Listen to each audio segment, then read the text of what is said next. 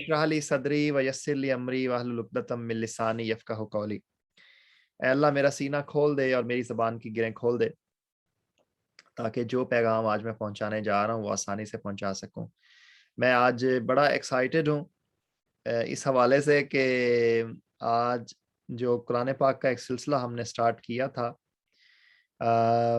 वैसे तो इसको एक दफ़ा पहले भी मैं इख्तिताम पज़ीर कर चुका हूँ, लेकिन माजिद भाई ने कहा था डॉक्टर साहब तुसी पहलियां 6 सूरतां नहीं कीतियां ते ये ज़्यादती है। तो वो मेरा अपना तो ख़ैर एक रीडिंग उस टाइम मुकम्मल हुई थी, लेकिन जो ये प्रेज़ेंटेशन वाला मामला है, उसमें पहली 6 सूरतें वो रहती थीं। माजिद भाई इस हवाले से दुरुस्त थे। तो मैंने जो है वो फिर फ़ैसला किया हिम्मत करके कि इसको पाया तकमील तक जो है ना वो पहुँचाया जाए। तो मैं बड़ा एक्साइटेड हूँ। एक तो माह रमज़ान का आज तकरीबन कह लें आखिरी रोज़े हैं, आखिरी 1-2 हैं। तो मेरी ख़्वाहिश थी कि माह रमज़ान में हम इसको मुकम्मल कर लें तो बड़ा अच्छा हो जाएगा। तो उसी हवाले से मुझे फिर माजिद भाई ने कहा जी कि आप कोशिश करें सूरह अल अनाम, हालाँकि लंबी सूरत है, 20 रकू हैं, लेकिन आप कोशिश करें कि इसको एक ही सेशन में भुगता दें। तो ये समरी की समरी आज मैं प्रेज़ेंट करने जा रहा हूँ सूरह अल अनाम की। मुख्तसर सा सेशन होगा हमारा, थोड़ा-सा आप लोगों को वार्म अप करते हैं। ये बताएँ जी हम अब ये देखें ना 114th चैप्टर आज हम करने जा रहे हैं।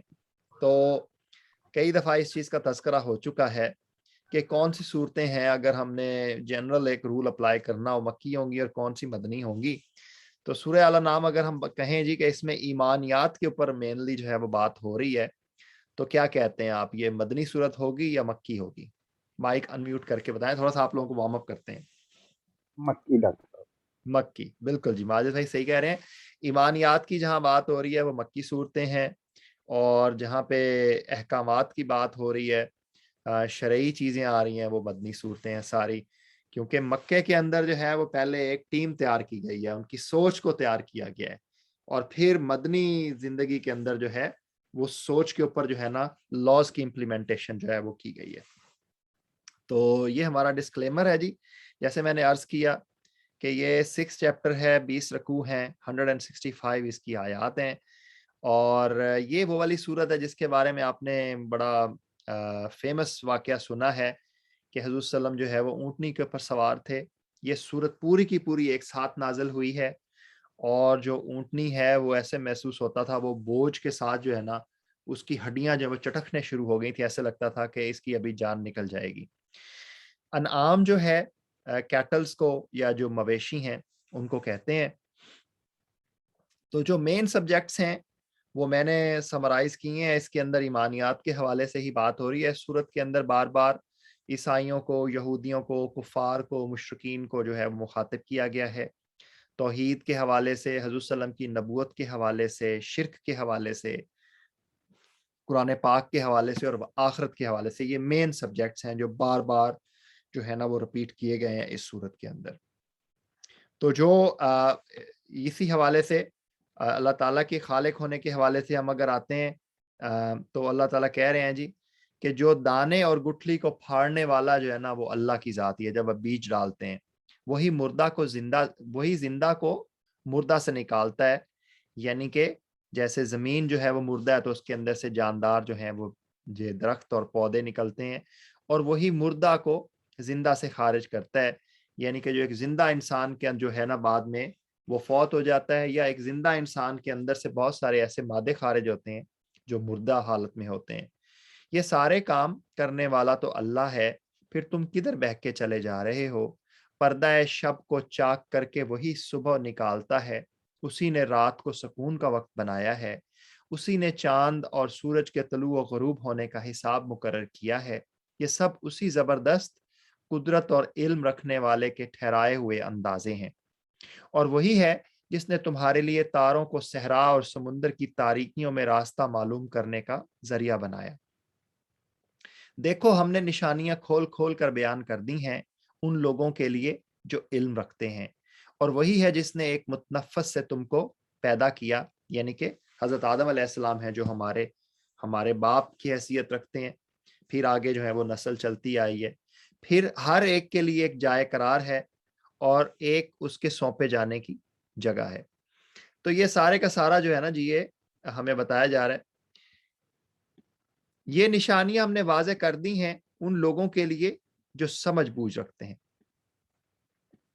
اور وہی ہے جس نے آسمان سے پانی برسایا، پھر اس کے ذریعے سے ہر قسم کی نباتات اگائیں، پھر اس سے ہرے ہرے کھیت اور درخت پیدا کیے، پھر ان سے تہ بر تہ چڑھے ہوئے دانے نکالے، اور کھجور کے شگوفوں سے پھلوں کے گچھے پیدا کیے جو بوجھ کے مارے جھکے پڑتے ہیں، اور انگور، زیتون اور انار کے باغ لگائے جن کے پھل ایک دوسرے سے ملتے جلتے بھی ہیں اور خصوصیات جدا جدا بھی ہیں۔ یہ درخت جب پھلتے ہیں تو ان میں پھل آنے اور پھر ان کے پکنے کی کیفیت ذرا غور کی نظر سے دیکھو، ان چیزوں میں نشانیاں ہیں ان لوگوں کے لیے جو ایمان لائے۔ اس پر بھی لوگوں نے جنوں کو اللہ کا شریک ٹھہرایا، تو جو ہے نا یہ بڑا لوگوں کا جو ہے نا جنوں کو وہ پوچھتے تھے، جنوں کو جو ہے نا وہ خدا سمجھتے تھے، تو اس حوالے سے ریفرنس دیا جا رہا ہے۔ پھر ایک اور ریفرنس میں نے یہاں پہ کوٹ کیا ہے، لیکن جیسے میں نے کہا کہ یہ توحید کا سبجیکٹ جو اللہ تعالیٰ کے خالق ہونے کا سبجیکٹ ہے، یہ صورت میں بار بار رپیٹ ہوا ہے، لیکن میں نے صرف اپنی پریزنٹیشن کو سمرائز کرنے کے لیے اس کو چند ایک ریفرنسز یہاں پہ پیش کی ہیں کہ وہ اللہ ہی ہے جس نے طرح طرح کے باغ اور تاکستان اور نخلستان پیدا کیے، کھیتیاں اگائیں جن سے قسم قسم کے معقولات حاصل ہوتے ہیں، زیتون اور انار کے درخت پیدا کیے جن کے پھل صورت میں مشابہ اور مزے میں مختلف ہوتے ہیں، کھاؤ ان کی پیداوار جبکہ یہ پھلیں، اور اللہ کا حق ادا کرو، یعنی کہ اللہ کی عبادت کرو جب ان کے فصل کاٹو، اور حد سے نہ گزرو، یعنی کہ ایک تو یہ ہے کہ آپ نے اللہ کی عبادت کرنی ہے، اللہ کا شکر ادا کرنا ہے، دوسرا وہ جو ایک آپ اس میں سے حصہ نکالتے ہیں فصل میں سے غریبوں کے لیے، وہ آپ ادا کریں، اور حد سے نہ گزرو کہ اللہ حد سے گزرنے والوں کو پسند نہیں کرتا۔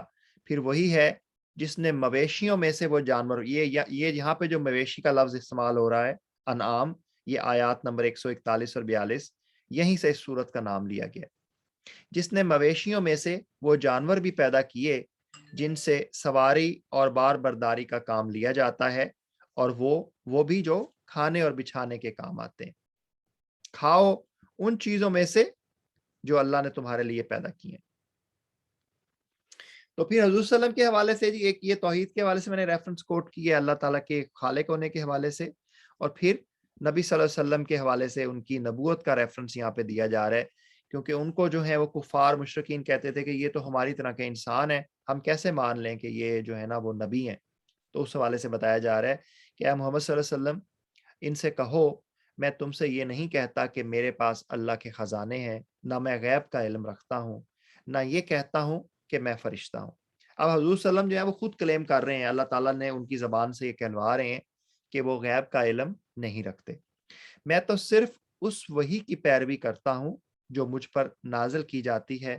پھر ان سے پوچھو کیا اندھا اور آنکھوں والا دونوں برابر ہو سکتے ہیں؟ کیا تم غور نہیں کرتے؟ تو یہ جو ہے نا جی یہ نبی سارے کے سارے انسانوں کے درمیان سے انسانی وہ ہیں، تو ہمارے سے حوالے سے ان کی رینکنگ یا ان کا جو مقام ہے وہ عام انسانوں سے تو ہزار ہا کروڑ ہا گنا ڈفرینٹ ہے، لیکن اللہ تعالیٰ یہاں پہ بتا رہے ہیں کیونکہ حضور صلی اللہ علیہ وسلم کی ذات پہ اعتراض یہی تھا جی کہ یہ تو ہماری طرح کے انسان ہے، تو یہاں پہ انہوں نے یہی کہا جی کہ میں بھی کوئی فرشتہ نہیں ہوں، تمہاری طرح کا انسان ہی ہوں، بس اللہ کا نبی اور میرے اوپر وہی نازل ہوتی ہے۔ تو یہ مین میں نے سبجیکٹس جو ہیں وہ بیسیکلی زیادہ ان کی ڈیٹیل میں نہیں گیا، جیسے میں نے عرض کیا کہ یہ ایمانیات کے حوالے سے، آخرت کے حوالے سے بار بار جو ہیں وہ ریپیٹیشن آئی ہے اس صورت کے اندر، اور یہی اس صورت کا مین جو ہے نا وہ تھیم اور سبجیکٹ ہے۔ کچھ اور چھوٹے چھوٹے سبجیکٹس ہیں ان کو ہم بریفلی ٹچ کر لیتے ہیں۔ دنیا کی زندگی کے حوالے سے بار بار قرآن پاک میں بتایا گیا جی کہ یہ تو ایک کھیل تماشا ہے، حقیقت میں آخرت ہی کا مقام ہے ان لوگوں کے لیے بہتر ہے جو زیاں کاری سے بچنا چاہتے ہیں، یعنی کہ اپنی زندگیوں کو برباد نہیں کرنا چاہتے، اللہ کی عبادت میں اور صحیح کسی مقصد کے لیے گزارنا چاہتے ہیں۔ پھر کیا تم لوگ عقل سے کام نہ لوگے؟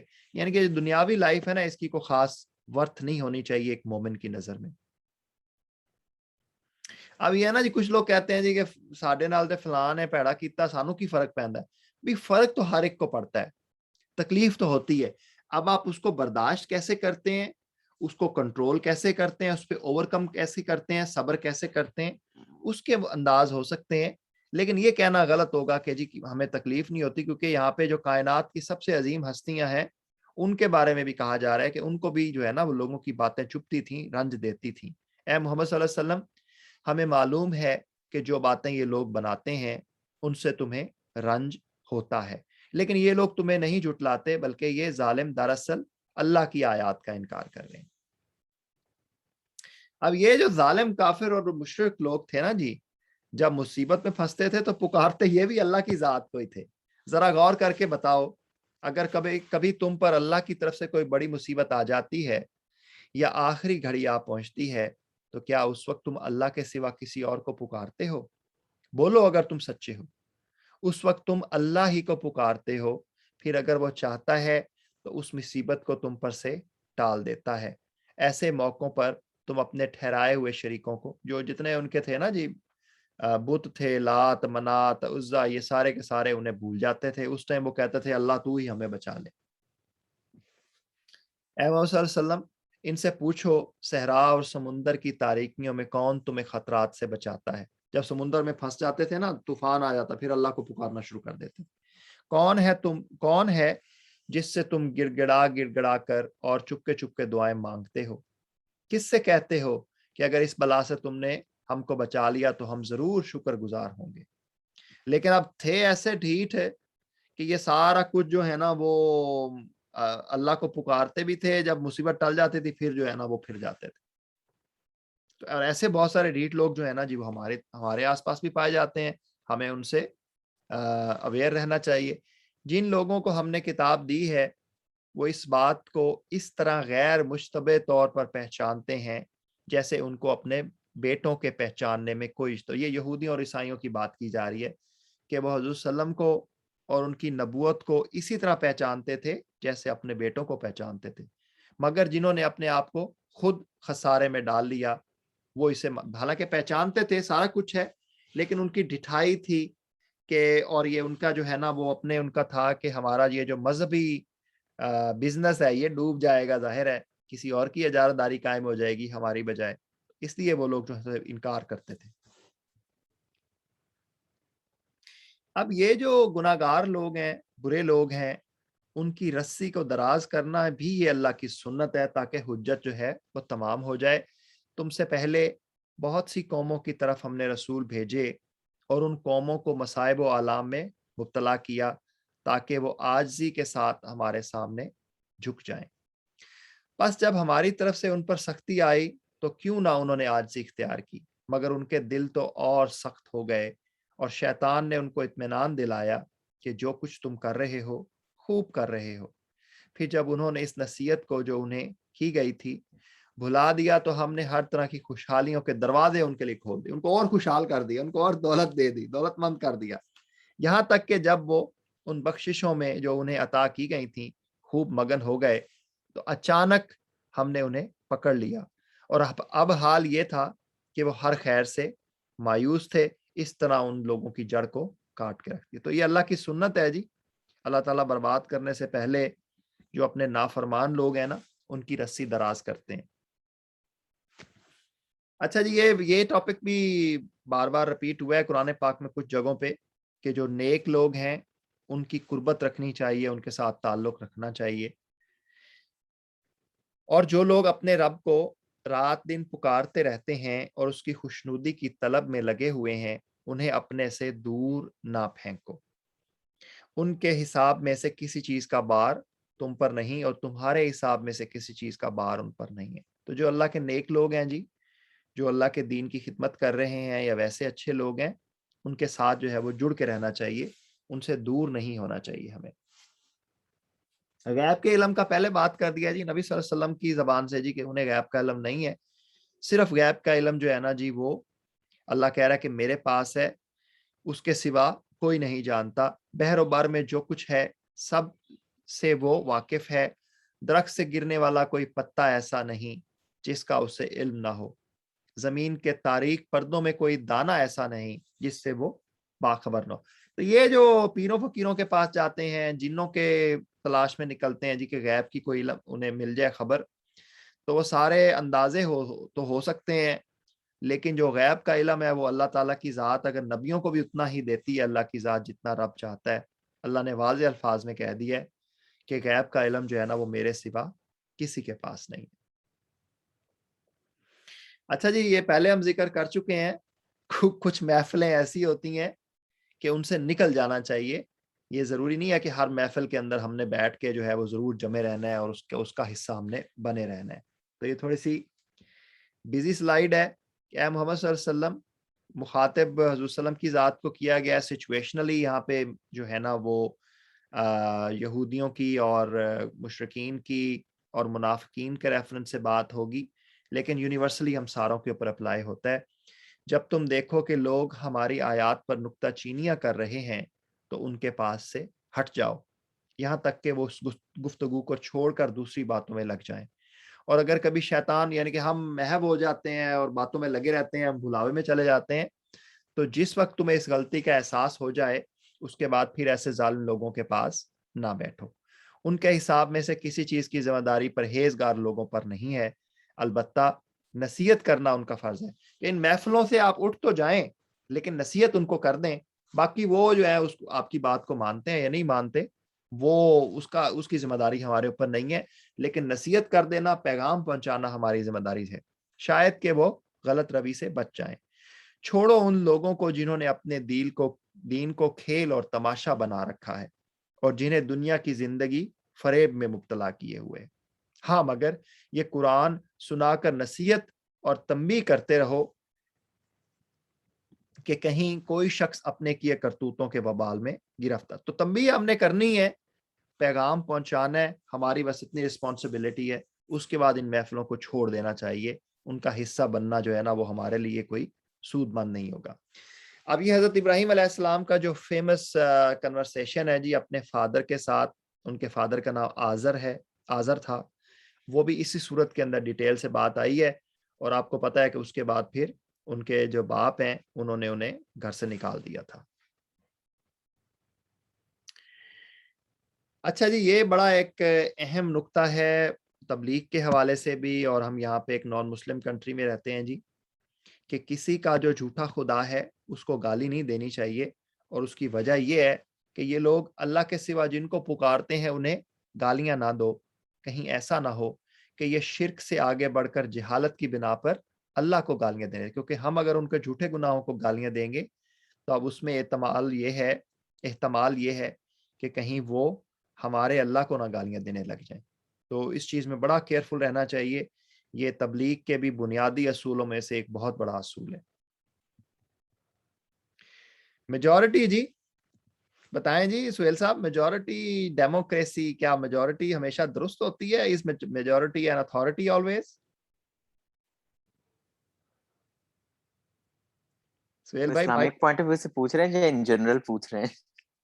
نہیں، اسلامک دیکھیں، یہ تو اسلام تو ضابطہ حیات ہی ہے نا، زندگی کے ہر محور کے اوپر اسلام اپلائی ہوتا ہے۔ جی جی، تو بتائیں میجورٹی جو ہے کیا یہ ہمیشہ میجورٹی درست ہوتی ہے؟ اور یہ ڈیموکریسی نہیں، اور ضروری نہیں ہے میجورٹی ہمیشہ درست ہو۔ ہاں جی، بالکل آپ صحیح کہہ رہے ہیں۔ تو یہ دو ریفرنسز ہیں جی، پہلے بھی اس کا قرآن پاک میں اور جگہوں پر بھی آ چکا ہے، اس صورت میں دو ریفرنسز ہیں، آیت نمبر 116 اور 119۔ اے محمد صلی اللہ علیہ وسلم، اگر تم ان لوگوں کی اکثریت کے کہنے پر چلو جو زمین میں بستے ہیں تو وہ تمہیں اللہ کے راستے سے بھٹکا دیں گے، وہ تو محض گمان پر چلتے اور قیاس آرائیاں کرتے ہیں۔ تو ایک تو اس کا سچویشنل میننگ ہے، یونیورسلی ہم ساروں کے اوپر اپلائی ہوتا ہے جی، کہ جو اکثریت ہے نا جی وہ اللہ کے راستے سے بھٹکانے والے لوگ ہیں، یہ اکثریت کی اللہ خود بتا رہا ہے، ٹھیک ہے نا جی۔ تو ہمیں اس چیز میں کیئرفل رہنا چاہیے۔ اور پھر دوسرا ریفرنس میں بتایا جا رہا ہے جی کہ بکثرت لوگوں کا حال یہ ہے کہ علم کے بغیر محض اپنی خواہشات کی بنا پر گمراہ کن باتیں کرتے ہیں۔ تو یہ جو میجورٹیز اینڈ اتھارٹی والا کانسیپٹ ہے، ڈیموکریسی والا جو کانسیپٹ ہے نا جی، وہ اللہ کی نظر میں کچھ صحیح کانسیپٹ نہیں ہے۔ اچھا جی، حرام اور حلال کے حوالے سے پچھلی صورتوں میں بھی ہم ڈیٹیل سے سورہ مائدہ کے اندر بھی، پیچھے سورہ نساء کے اندر بھی، سورہ بقرہ کے اندر بھی گائیڈنس آئی ہے، اور یہاں پر سورہ الانعام کے اندر بھی کچھ گائیڈنس ہمیں دی جا رہی ہے کہ جس جانور کو اللہ کا نام لے کر ذبح نہ کیا گیا ہو اس کا گوشت نہ کھاؤ، ایسا کرنا فسق ہے۔ پھر آیات نمبر 143 اور 44 میں بتایا جا رہا ہے جی یہ کیٹلز کون کون سے ہیں جی جو حلال ہیں، کہ یہ 8 نر و مادہ ہیں، 2 بھیڑ کی قسم سے اور 2 بکری کی قسم سے۔ اے محمد صلی اللہ علیہ وسلم ان سے پوچھو کہ اللہ نے ان کے نر حرام کیے ہیں یا مادہ، یا وہ بچے جو بھیڑوں اور بکریوں کے، یہ ان کی طرف تھا جی، یہ کوئی توہم پرستی تھی کہ اگر تو نر پیدا ہوتا تھا تو وہ صرف وہ جو تھے وہ عورتیں اور مرد دونوں کھا سکتے تھے، اور مادہ پیدا ہوتا تھا تو وہ صرف مرد کھا سکتے تھے، اس طرح کی چیز تھی۔ ٹھیک ٹھیک علم کے ساتھ مجھے بتاؤ اگر تم سچے ہو۔ اور اسی طرح 2 اونٹ کی قسم سے ہیں اور 2 گائے کی قسم سے۔ تو یہ جو ہے نا جی یہ سارے کے سارے یہ کیٹلز وہ ہیں جو حلال ہیں، جس میں بھیڑ بکریاں اور گائے اور اونٹ کی قسم کے جو ہے نا وہ جانور شامل ہیں۔ آگے آیت نمبر جو ہے نا جی 45 کے اندر جو حرام چیزیں ہیں، کسی کھانے والے پر حرام ہو الا یہ کہ وہ مردار ہو، جو مردار ہے وہ حرام ہے، یا بہایا ہوا خون یا سور کا گوشت ہو کہ وہ ناپاک ہے، یا فسق ہو کہ اللہ کے سوا کسی اور کے نام پر ذبح کیا گیا ہو۔ یہ حرام چیزوں کی لسٹ ہے۔ پھر جو شخص مجبوری کی حالت میں کوئی چیز ان میں سے کھا لے بغیر اس کے کہ وہ نافرمانی کا ارادہ رکھتا ہو اور بغیر اس کے کہ وہ حد ضرورت سے تجاوز کرے، تو یقیناً تمہارا رب درگزر سے کام لینے والا اور رحم فرمانے والا ہے۔ مومن اور کافر جو ہے نا جی یہ کبھی بھی برابر نہیں ہو سکتے۔ کیا وہ شخص جو پہلے مردہ تھا، یعنی کہ ایمان پر نہیں تھا، جاہل تھا یا کافر تھا، پھر ہم نے اسے زندگی بخشی، یعنی کہ اس کو ایمان دے دیا اور اس کو وہ روشنی عطا کی جس کے اجالے میں وہ لوگوں کے درمیان زندگی کی رات، یعنی کہ جو اسلام کی روشنی ہے یا جو ایمان کی روشنی ہے، کیا وہ یہ جو شخص ہے وہ اس شخص کی طرح ہو سکتا ہے جو تاریکیوں میں پڑا ہوا ہے، جو بھی کافر ہے یا گمراہ ہے اور کسی طرح ان سے نہ نکلتا ہو، اور اسی کے اندر انہی چیزوں کے اندر انہی تاریکیوں کے اندر وہ پھنسا ہوا ہے، راہ راست پہ وہ نہیں آنا چاہتا، کیونکہ کافروں کے لیے تو اسی طرح ان کے اعمال خوشنما بنا دیے گئے۔ تو یہ اللہ تعالیٰ کی ذات کہہ رہی ہے جی کہ ایک بندہ ہے جو سیدھے راستے پہ ہے، جو روشن راستے پہ ہے، وہ کبھی بھی گمراہ کن راستے پہ چلنے والے کے برابر نہیں ہو سکتا۔ اچھا جی، یہ اگر ہم نے اندازہ لگانا ہو جی ہم کس ٹریک پر ہیں، تو ہمیں یہ دیکھنا پڑے گا کہ ہم کس طرح کی سچویشن میں، کس طرح کی محفلوں میں، کس طرح کے انوائرمنٹ میں ہم ہیپی محسوس کرتے ہیں۔ یہ اللہ نے بتایا جی ہمیں۔ حقیقت یہ ہے کہ جسے اللہ ہدایت بخشنے کا ارادہ کرتا ہے اس کا سینہ اسلام کے لیے کھول دیتا ہے، اور جسے گمراہی میں ڈالنے کا ارادہ کرتا ہے اس کے سینے کو تنگ کر دیتا ہے، اور ایسا بھیجتا ہے کہ اسلام کا تصور کرتے ہی اسے یوں معلوم ہونے لگتا ہے کہ گویا اس کی روح آسمان کی طرف پرواز کر رہی ہے۔ اس طرح اللہ ناپاکی ان لوگوں پر مسلط کر دیتا ہے جو ایمان نہیں لاتے۔ اب اگر تو آپ کسی ایسے انوائرمنٹ میں ہیں جی جہاں پہ آپ کو اسلام اور اس کی ٹیچنگ اور اس کی لرننگ اور اچھے لوگوں کے ساتھ بیٹھنے کو مل رہا ہے اور وہاں پہ آپ خوش ہو رہے ہیں، تو اس کا مطلب یہ ہے جی کہ you are on the right track. اب یہ جو ہے نا کچھ ایسے بھی لوگ ہیں میرے جیسے کہ اللہ کہہ رہا ہے کہ وہ دوسری محفلوں میں جب بیٹھتے ہیں نا تو ایسے ان کو سینہ اپنا جو ہے نا وہ تنگ ہوتا ہے، محسوس ہوتا ہے۔ تو لازمی طور پہ یہ ہے کہ پھر اللہ تعالیٰ نے ان کے لیے جو ہے نا وہ ناپاکی ان کے اوپر مسلط کر دی ہے۔ یہ ٹاپک بھی پہلے ڈسکس ہو چکا ہے جی ہماری سیورل پریزنٹیشنز کے اندر۔ قرآن پاک میں بار بار اللہ نے اس کا اظہار کیا ہے جی کہ نو ون از انڈسپینسیبل، اگر وہ چاہے تو تم لوگوں کو لے جائے اور تمہاری جگہ دوسرے جن لوگوں کو چاہے لے آئے، جس طرح اس نے تمہیں کچھ اور لوگوں کی نسل سے اٹھایا ہے۔ تو ہم میں سے کوئی بھی شخص کسی بھی زندگی کے فیلڈ میں، کسی بھی جو ہے نا وہ ایریا میں یہ نہ سمجھے جی کہ وہ انڈسپینسیبل ہے۔ کائنات میں کوئی بھی چیز اللہ نے کہا انڈسپینسیبل نہیں ہے۔ ہم نہیں رہیں گے تو ہماری جگہ اور نسلیں اور لوگ آ جائیں گے۔ یہ جو اسلام کو بار بار مورد الزام ٹھہرایا جاتا ہے نا جی کہ اسلام عورتوں کو حقوق نہیں دیتا، جی اس حوالے سے یہ بڑے کارڈینل ریفرنسز ہیں جی کہ آپ کو پتہ ہے اس زمانے میں بیٹیوں کو زندہ درگور کر دیا جاتا تھا۔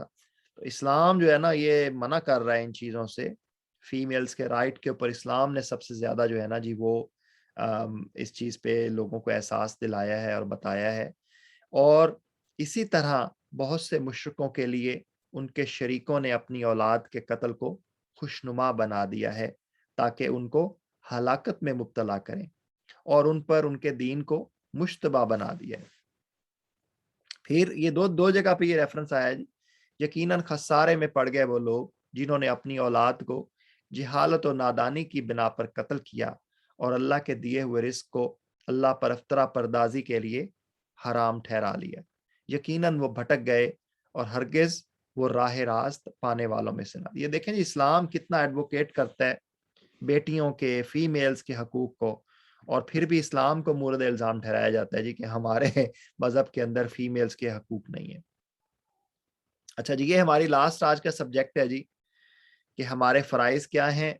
ये पीछे भी बात हो चुकी है। दोबारा हम अपनी इस प्रेजेंटेशन का जो है वो इख्तिताम हमारे फ़राइज़ के हवाले से, बड़ी कार्डिनल आयात हैं जी। आयात नंबर 151 से 53, इसमें नबी सल्लल्लाहु अलैहि वसल्लम की ज़ात को मुखातब किया गया है, लेकिन ये सारे के सारे यूनिवर्सली हमारे लिए बातें की जा रही हैं। इनसे कहो कि आओ मैं तुम्हें सुनाऊं तुम्हारे रब ने तुम पर क्या पाबंदियां आयद की हैं, कौन से फ़राइज़ हैं जो तुम्हारे ऊपर, कौन सी कंपल्शंस हैं जो हमने अदा करनी है। सबसे पहला क्या है जी कि रब की ज़ात के साथ किसी को शरीक ना करें, ला इलाहा इल्लल्लाह। दूसरा जी, वालदैन के साथ नेक सलूक करो। अपनी औलाद को मुफलसी के डर से कत्ल ना करो, हम तुम्हें भी रिस्क देते हैं और उनको भी देंगे। फिर अगली बात है जी, बेशर्मी की बातों के करीब भी ना जाओ, खुली हो वो या छुपी हो। अच्छा, ये बड़ा एक इम्पोर्टेंट और बड़ा लतीफ सा पॉइंट है यहाँ जी कि उनके, ये जरूरी नहीं है कि आपने को बेशर्मी वाला काम करना है, उनके करीब भी नहीं जाना, क्योंकि उस रास्ते पे आपको जाने की जरूरत ही नहीं जिस रास्ते पे आपका काम नहीं है। ये इसको खुतबा शैतान कहते हैं जी, शैतान के फुट स्टेप्स। उस रास्ते पे आप कहें जी कि मैं पब में जरा जाके ना ऐसे चक्कर लगा के आ जाऊंगा, वहां पे अल्कोहल नहीं पीऊंगा, तो यहाँ पे हमें ये बताया जा रहा है कि उसके करीब भी ना जाएं। आपने शराब नहीं भी पीनी तो ना पिए, लेकिन उस तरफ जाने को आपको जरूरत ही नहीं। फिर जी, और किसी जान को जिसे अल्लाह ने मोहतरम ठहराया है हलाक ना करो मगर हक के साथ। तो आप जो कत्ल आप किसी को भी अगर कर सकते हैं तो उसके लिए पीछे हम बात कर चुके हैं कि 3 रीजंस हैं जिनकी बेस पे किसी को कत्ल किया जा सकता है, अदरवाइज आप करेंगे तो ये पूरी कायनात का कत्ल होगा। ये बातें हैं जिनकी हिदायत उसने तुम्हें की है, शायद कि तुम समझ बूझ से काम लो। और ये कि यतीम के माल के करीब ना जाओ मगर ऐसे तरीका से जो बेहतरीन हो, यानी कि आप अपना जो है वो कुछ, अगर आपने अपने चार्जेस लेने हैं उनके माल को लुक आफ्टर करने के लिए या उनकी प्रॉपर्टी का, तो वो आप ले सकते हैं, लेकिन उससे ज्यादा नहीं है, यहाँ तक कि वो अपने सन्ने रशद को पहुंच जाएं। और नाप तोल में पूरा इंसाफ करो, हम हर शख्स पर जिम्मेदारी का उतना ही भार रखते हैं जितने उसके इम्कान में है। और जब बात कहो इंसाफ की कहो, खा मामला अपने रिश्तेदार ही का क्यों ना हो। और अल्लाह के अहद को पूरा करो। अल्लाह का अहद क्या है जी कि अल्लाह, हमने सारे की सारी कायनात की रूहें जो हैं वो आपको पता है ईमान के ऊपर पैदा होती हैं, और हम सब लोगों ने, हमारी रूहों ने ये अल्लाह के साथ अहद किया था हमारी पैदाइश से पहले कि अल्लाह ही की ज़ात है जो खालिक है। तो उस अहद को हमने अपनी ज़िंदगियों में निभाना है, ईमान की हालत में ज़िंदगी बसर करनी है और ईमान की हालत में इस दुनिया से जाना है। ये वो अहद है जिसका यहाँ जिक्र किया जा रहा है। इन बातों की हिदायत अल्लाह ने तुम्हें की है, शायद कि तुम नसीहत कबूल करो। नीज इसकी हिदायत ये है कि यही मेरा सीधा रास्ता है, लिहाजा तुम इस पर चलो और दूसरे रास्तों पर, यानी कि किसी और रिलीजन पर ना चलो कि वो उसके रास्ते से हटाकर तुम्हें परागंदा कर देंगे, डिट्रैक कर देंगे। ये है वो हिदायत जो तुम्हारे रब ने तुम्हें की है, शायद कि तुम कजरवी से बचो, यानी कि गुनाहों से बचो। तो इस आयत की एक जो इंपॉर्टेंट इम्प्लीकेशन है जी, वो आपने सीक्वेंस भी देख लें कि सबसे पहला जो हक है हमारे ऊपर वो रब की ज़ात का है, और उसके बाद हमारे ऊपर जो जो सबसे बड़ा हक है वो वालदैन का है, और उसके बाद जो हमारे ऊपर हक है वो हमारी औलाद का है। तो ये भी एक बड़ी ही इंपॉर्टेंट जो सीक्वेंस है, हमारे ऊपर हकूक किस किस तरह से लागू होते हैं और उनका जो है ना वो ख्याल रखना भी बहुत ज़रूरी है। ये देख लें कि औलाद से पहले यहाँ पे वालदैन का हक बताया जा रहा है। इस चीज़ को मलहूज़ खातर रखना भी इंतहाई ज़रूरी है। सदक़ल्लाहुल अलीयुल अज़ीम। جو کچھ ہم نے پڑھا ہے اور ابھی تک جتنے ہم نے قرآن پاک کا یہ دورہ مکمل کیا ہے، اس میں جو میری غلطیاں کوتاہیاں ہیں، اس کے لیے میں آپ لوگوں سے اور رب کی ذات سے معافی چاہتا ہوں۔ جو پڑھا ہے اللہ تعالیٰ اس کو سمجھنے کی، عمل کرنے کی اور آگے پہنچانے کی ہمیں توفیق عطا فرمائے۔ ٹیک ہوم میسیجز میں یہی سیکوینس جو فرائض کا میں نے آپ کو بھی ذکر کیا ہے، اور دوسرا ہم میں سے کوئی بھی شخص ہم اللہ کا پیغام آگے پہنچائیں نہ پہنچائیں، اپنی ڈیوٹیاں ادا کریں یا نہ کریں، ہم میں سے کوئی بھی شخص جو ہے نا وہ انڈسپینسیبل نہیں ہے۔ باقی اسلام جو ہے نا وہ سب سے بڑا ایڈوکیٹ ہے جی فیمیل کے رائٹس کا، اس کو بلیم کرنا وہ قطعاً جو ہے نا وہ غلط ہوگا۔ آپ لوگ جو ہیں اپنے مائکس انمیوٹ کر لیں جی۔ میں بڑا ایکسائٹیڈ بھی ہوں کہ آج ہمارے یہ سیشنز، یہ دورہ مکمل ہو گیا ہے۔ دس از، میں یہ کہہ رہا ہوں کہ this is not the ending, in fact this is the beginning. اب میں میرے جو کچھ بس میں تھا، جو میرا علم ہے، میرا ناقص علم تو نہیں ہے، خیر جو میں نے ایفرٹ پٹ کرنی تھی تھوڑی بہت کی ہے، انشاءاللہ آگے بھی کریں گے، لیکن اب آپ لوگوں کی باری ہے کہ آپ لوگ بھی اپنے اپنے لیول پہ، ہم میں سے ہر شخص جو ہے نا اس کو اسٹڈی بھی کرے اور آگے پھیلائے۔ جی ماشاءاللہ بہت اچھا ہوا یہ آپ نے یہ کمپلیٹ کیا ہے، کنگریچولیشنز۔ جزاک اللہ۔ میں بس ایک اور چیز بھی کہنا چاہتا ہوں جی، کہ میں پچھلے سیشن میں بھی کہا تھا، آج اس اختتام کے اوپر نا جی میں اللہ کی ذات کے ساتھ آپ لوگوں کو گواہ بناتا ہوں کہ میں جب تک آپ لوگوں کے درمیان رہا ہوں، یہ سلسلہ پچھلے کوئی 6 سالوں سے ہم نے چلایا ہوا ہے، 2016 میں شاید ہم نے سٹارٹ کیا تھا، تو یہ میں آپ لوگوں کو گواہ ٹھہراتا ہوں کہ میں آپ لوگوں کے درمیان جب تک رہا ہوں، آپ کو جو ہے نا رب کا پیغام جو ہے نا وہ پڑھ کے سناتا رہا ہوں۔ تو یہ قیامت والے دن بھی آپ لوگوں سے میں گواہی مانگوں گا انشاءاللہ۔ انشاءاللہ جی انشاءاللہ۔ وسیم صاحب بہت اچھا ہے جی، ماشاءاللہ بہترین۔ میرے جو جو کم علم بندے واسطے تے دیٹ واز اے بلیسنگ تے انشاءاللہ ਤੁਸੀਂ ਫਿਊਚਰ ਦੇ ਵਿੱਚ ਵੀ ਤੁਸੀਂ ਇਸੇ ਤਰ੍ਹਾਂ ਸਾਡੇ ਨਾਲ ਤੁਸੀਂ ਕਰੋਗੇ ਸੈਸ਼ਨ انشاءاللہ جی۔ کوئی آپ لوگوں کے کویسچنز ہیں جی؟ آج میں نے بہت اس کو سمرائز کیا ہے، سمری آج میں نے کی ہے، کیونکہ ٹاپکس مین میں نے آپ کو بتا دیے تھے سورت میں کیا چل رہے ہیں۔ تو کوئی آپ لوگوں کے کویسچنز ہیں؟ ماجد بھائی، سعید بھائی، سہیل بھائی، کچھ بھی آپ کہنا چاہیں، میں حاضر خدمت ہوں۔ جزاک اللہ خیر ڈاکٹر صاحب، سب سے پہلے جیسے باقی بھائیوں نے بھی مبارکباد پیش کی ہے، ٹھیک ہے، تو میں بھی پوری کوشش کی ہے میں نے کہ تھرو اور جو ہے from day 1 to day until today آپ کے ساتھ جو ہے وہ بالکل مستفید ہوتا رہوں۔ تو جزاک اللہ خیر فرسٹ آف آل، اور آپ کو بہت مبارکباد، اور آپ کی جو محنت ہے جو آپ نے کی ہے اس قرآن کو پہلے انڈرسٹینڈ کرنا، پھر اس کو ایک تھاٹس کو سیکوینس میں لے کے آنا، اور اس کو بعد میں ایک پریزنٹیشن میں جو ہے وہ مولڈ کرنا، it's a lot of effort, I totally understand and really appreciate. اس کے لیے پہلا سلوٹ آپ کو زوردار، جو نظر نہیں آ جزاک اللہ، رہا آپ کو۔ جزاک اللہ۔ اور میں جو ہے نا دوسرا سوری آپ کی بات کاٹتا نہیں ہوں، لیکن میں یہ ضرور مینشن کرنا چاہتا ہوں کہ میں اس میں اللہ کی ذات کے بعد آپ لوگوں کا مشکور ہوں کہ آپ لوگ میرے ساتھ، میرے جیسے بندے کے ساتھ چلے ہیں، اور خاص طور پہ میں مشکور ہوں ماجد بھائی کا، جنہوں نے پہلے دن سے لے کے شاید کوئی ایک آدھ پریزنٹیشن ہے جنہوں نے مس کی ہے، انہوں نے ہر مسنگ کی حوالے تھی سے نا، ماجد بھائی میرا تھوڑا ساتھ لیٹ ہوا تھا، جی کوئی مسنگ کی تھی۔ جی سوری، آپ اپنی تو بات جاری رکھیں، بس میں خاص طور پہ ماجد بھائی کا بہت زیادہ اللہ مشکور ہوں۔ خوش، جزاک اللہ ڈاکٹر صاحب۔ تو ابھی یعنی فیوچرسٹک پوائنٹ آف ویو سے یہ ہے کہ اب سب سے پہلے تو ماشاءاللہ کووڈ کا تھینک یو ادا کرنا چاہیے ہمیں، کہ جس کی وجہ سے ایک جو ہے نا بہترین ہمیں میڈیم گھر بیٹھے مل گیا ہے کہ فرض کریں اگر ماشاءاللہ پہلے یہ ہوتا تھا کہ آپ کے پاس آ کے پکوڑے سموسے کو کھانا پینے کی چیزیں مل جاتی تھی، وہ نقصان تو ڈیفینیٹلی مطلب انڈسپینسیبل نہیں ہے، تو پھر بھی لیکن یہ ہے کہ فرام دا یعنی ہوم جو ہے وہ اپنے گھر سے بیٹھ کے ماشاءاللہ مستفید ہونا، یہ ماشاءاللہ ایک آپ نے جو انیشیٹو لی ہے یہ بھی زبردست تھا۔